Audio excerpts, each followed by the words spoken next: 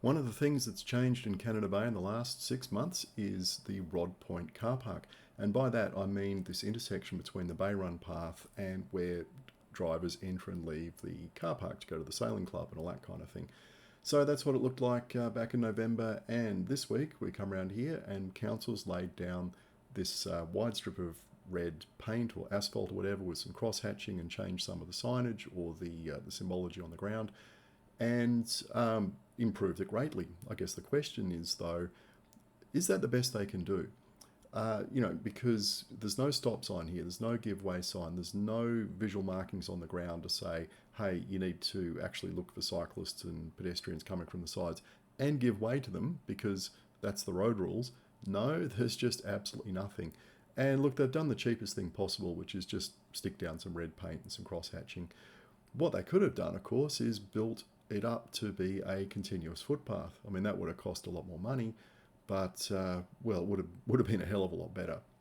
And I do wonder whether this was a budget constraint or whether council just really doesn't have the ticker to do this kind of work. You know, the large projects or the projects that are probably going to create some complaints from drivers who don't like to be slowed down at all.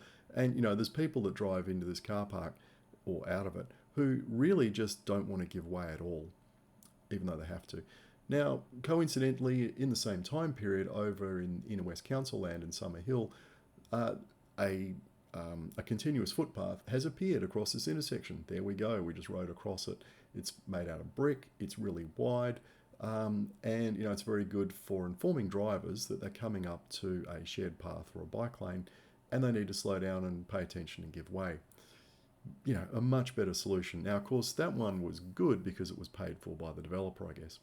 Here's an example from Perth where a slightly different approach was taken. Now, because of buses, they couldn't raise this, but they've put smooth bricks through an area of rough cobbles. And the idea of the rough cobbles on either side of that is it slows drivers down as they enter into that particular area. So, yeah, council could have gone a lot further with this section here in terms of slowing down drivers and making sure they're giving way to pedestrians and cyclists going around the Bay Run, because what you want to avoid is someone getting clobbered by a car as they're crossing here.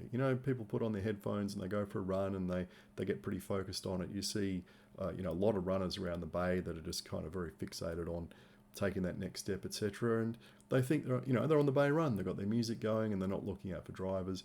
Drivers need to look out for pedestrians. It's as simple as that. The onus is on the drivers to not run people over and hit them, particularly when you're on a path like the Bay Run. So, what I found just in this short 20-minute stretch here is 18 cyclists went past, and I think I counted 58 pedestrians on that red stretch of path there. And there were 11 car movements. So that means that the pedestrians and cyclists combined, there were about 7 times more pedestrian and cyclist movements across there than vehicle movements. So, clearly the dominant form of transport here is walking, followed by cycling, and, cars are dead last. Now, of course, there are lots of Transport for New South Wales or RMS guides around where you can do a continuous footpath. And maybe this didn't meet the warrant restrictions to do that. Did council even ask, or did they just not have the money in the first place to even think about it? So they didn't even think about it. It's just kind of disappointing that when we've got the premier fitness and walking thing in the Inner West, which is the Bay Run, and Canada Bay Council holds it up as like a shining jewel of how great the area is and what a wonderful council they are and all that kind of stuff. Yet, they don't seem to want to put the effort into making it as safe and usable as possible, because what we're seeing these days, of course, is more than just walkers, runners, and cyclists. There's a lot of prams. We've now got electric scooters. We've got lots of e-bikes out there. You've got people in wheelchairs, both manual and powered.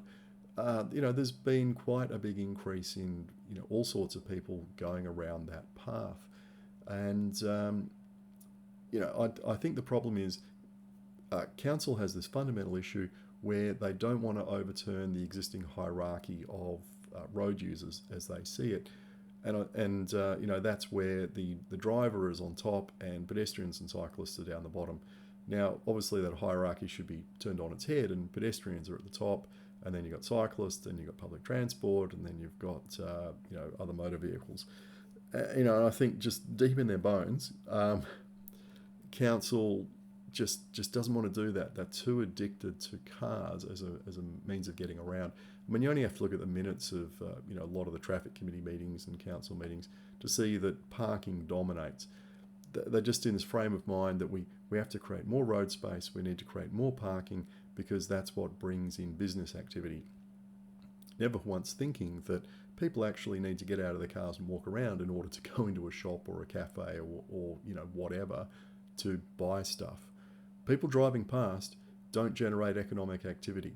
They don't stop in and buy, chicken burgers, and they don't, or a newspaper or a coffee or pick up a prescription from the chemist.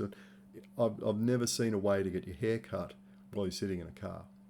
Look, maybe in the US they've got drive-through hairdressers, but I'm pretty sure in Australia, if you want to go and get a tint or a trim or whatever, you've got to walk into a hairdresser or a barber to get it done. So this manic emphasis on parking just seems to be a little bit, kind of misplaced. Anyway, look, I'll just briefly put up the relevant road rules here. Obviously, this car park is a road-related area, and when people drive in and out of a road-related area across a path, they need to give way to everything, such as anything really. And as part of the road rules, bicycles are actually classed as vehicles. So, any pedestrian or vehicle on the path crossing there, drivers coming in and out have to give way. And it'd be nice if, I think, a council changed their mentality to accept that and started to build infrastructure which reflected the proper hierarchy of road users.